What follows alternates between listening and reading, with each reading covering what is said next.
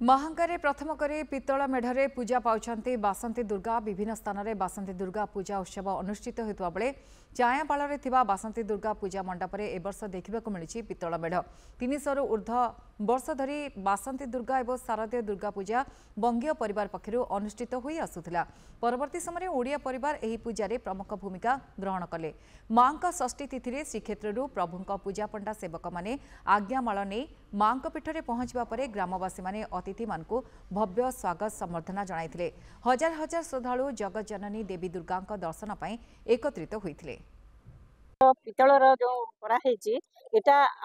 ए भितरे ए अंचल भितरे कि ओडिशा भितरे बोधे एटा हमर प्रथम मेढ़टी समस्त सहयोग चलित वर्ष बासंती दुर्गा पूजा आमर ए मेढ़ बासंती दुर्गा पूजा मेढ़टी संपूर्ण पितल कारुकार्य पूर्व जरी सजा होता किंतु वर्ष पितल प्राय पाखापाखि 1.5 क्विंटाल पितल व्यवहृत होती आम जानवर आखपाख अंचल प्रथम बासंती दुर्गा पितल मेढ़ ग्रामवासी उत्साह आग्रह से सब कार्य होती आज्ञामाल मान सब जगन्नाथ आज्ञामाल आसिले सब कार्यटा शुभमय है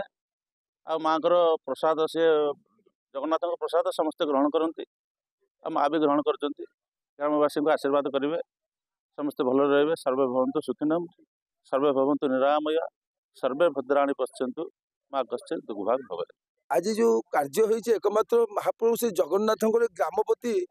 विशेष आशीर्वाद थिबा जोगु आज महाप्रभु तीन ठाकुर को ये छाड़ी माँ पाखु आज्ञामाल भेजी आम पाखे छाड़ी